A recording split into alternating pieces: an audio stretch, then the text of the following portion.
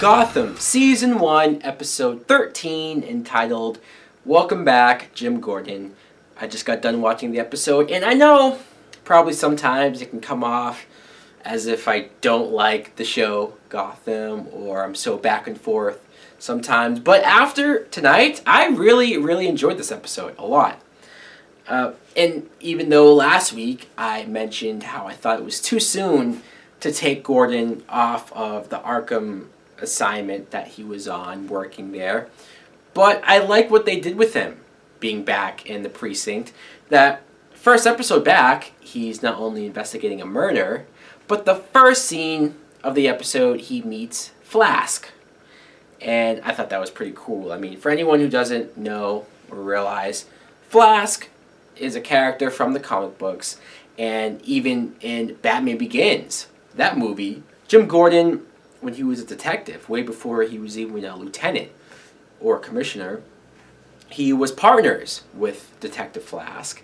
And Flask, in that movie especially, was a corrupted cop who Gordon tolerated, he worked with, but he knew at the end of the day that Flask wasn't somebody to be trusted. This whole plot is not only Gordon investigating the murder, but he's investigating police officers, cops, because this is an inside job. When they had the witness for one of the murders, and that person gets killed in the precinct under their custody, well, Gordon just knows.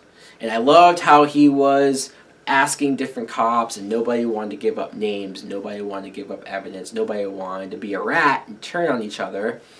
And it wasn't until this started to get covered up by the commissioner himself, and the murder was ruled somehow as a suicide, and that's when Gordon said, holy fuck, this is way beyond my reach, I'm in too deep, this is far worse than I even thought it was before. So I liked what Gordon was going through, and the fact that he didn't back down, he still was willing and wanting to solve this case. But let's talk about the Penguin, because Penguin got some cool things in this episode. First, he shows his mother that nightclub, the lounge. And I instantly had the thought of, okay, wait a minute.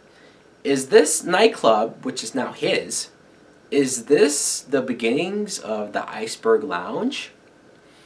But then, I mean, in the comic books, the Penguin has a nightclub called the Iceberg Lounge, and he's pretending to be this nightclub owner when in reality he's committing all these crimes.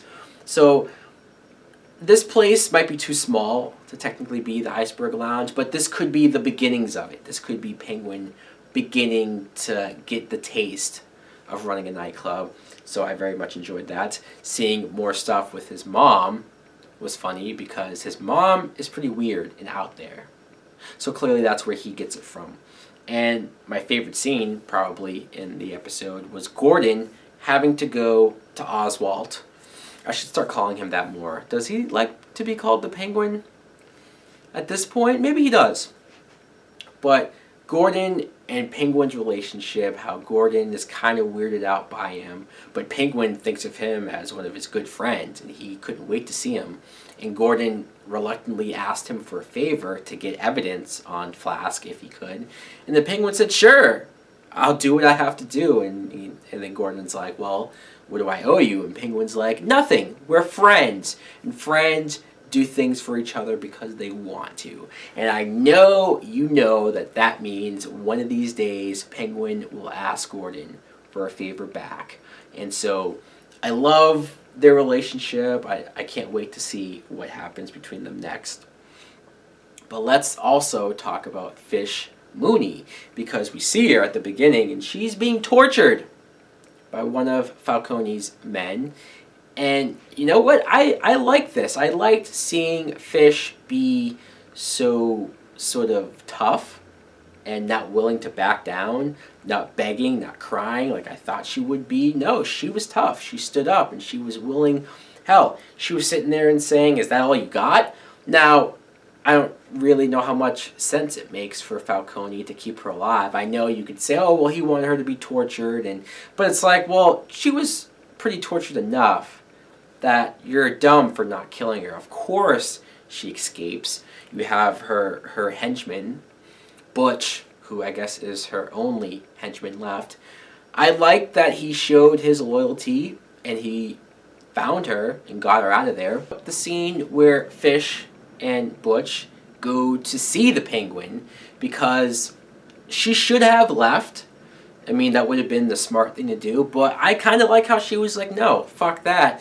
I'm going to go after the Penguin because of what he did, he told, and she just wanted to kill him right then and there. She goes there, and these two also, I love their dynamic, how the Penguin is instantly begging, unlike Fish would do, and he's asking to work together, and she laughs at that and says, look at you, you're pathetic, you were nothing before me.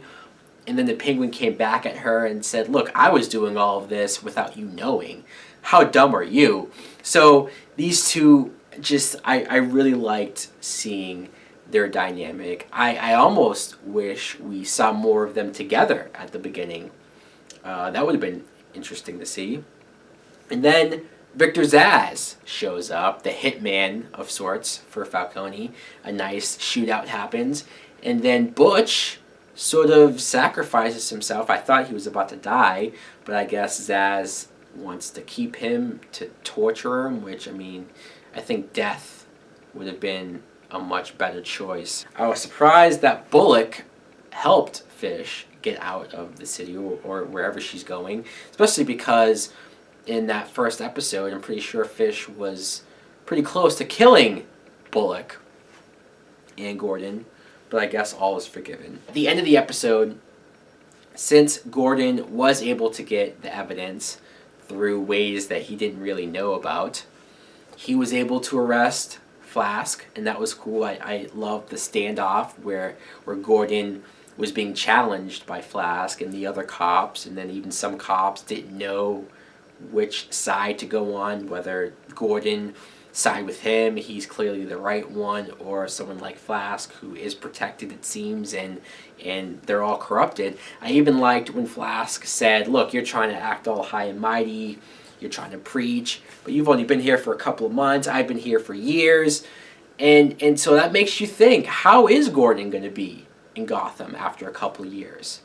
I'm not saying he'd be corrupted, but he's definitely going to be a little defeated. And then you get the scene where the guy comes up to him in the alley and he's begging him to leave his wife and kids out of it, and Gordon doesn't know what he's talking about. But the guy gets on his knees and he's begging, and then that's when Gordon realizes that, yeah, he might have got his evidence, but was it worth it?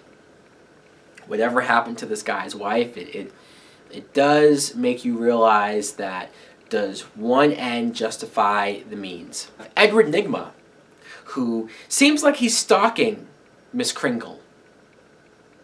But it's weird, like I said this in the last episode, she seems like she's weirded out by him, but then she also feels bad for him, and so I guess she wasn't really making fun of him. The other cop found the poem that he gave her. She felt bad and she apologized to him, and it looked like he was going to ask her out, but she said, no, that's not what this is about. I just felt bad, and boom. I found it more funny that Nygma was taking out the onions from his takeout food. Just the way he was doing it, using his utensils, and just the way he was talking. I don't know. Sometimes the humor with him is a little too weird, but this scene, I thought it worked. I liked it. And then Bruce Wayne is going around the city. He's sort of desperately looking for Selina Kyle. He sort of randomly bumps into Ivy, and I thought that was a little random that she just happened to be walking the streets when he bumped into her. I do like that they explained where he was the last two episodes, because Bruce Wayne hasn't been there. He explains he has like another home in a different country. And then Selina finally showed up to his house to talk to him, and he wanted to give her a gift. And I liked her reaction. She seemed at first like she appreciated his concern, and I think she does like him back. But this is classic Selina Kyle. This is her seeing a good thing, or seeing something that could be a good thing for her, and purposely ruining it. And I think she's lying to him when she says that she lied and she didn't really see the killer, and she gave back the present. She said, "Stay away from me." I don't know where they go from here. I thought Alfred being a little cold to Bruce Wayne. I know some people are going to say, oh, he's an asshole. But you know what? When I think more about this, Alfred is kind of the straightforward, cold sort of guy. It's just you don't realize how maybe mean it comes off unless Bruce Wayne is a kid. When you see Bruce Wayne as a kid, it comes off a little more hard. But this helps make Bruce Wayne become that hardened, I think. I think when he gets older, you're going to see that he's not going to cry over stuff like this anymore. He's not going to be so emotional. He's not going to care so much about a girl like Selina. So the character stuff in this episode I thought really worked. It's one of their better episodes. I very much enjoyed this. So guys, let me know in the comments below if you too saw this episode of Gotham. What did you think of it? Thanks for watching. Like, comment, subscribe. Later.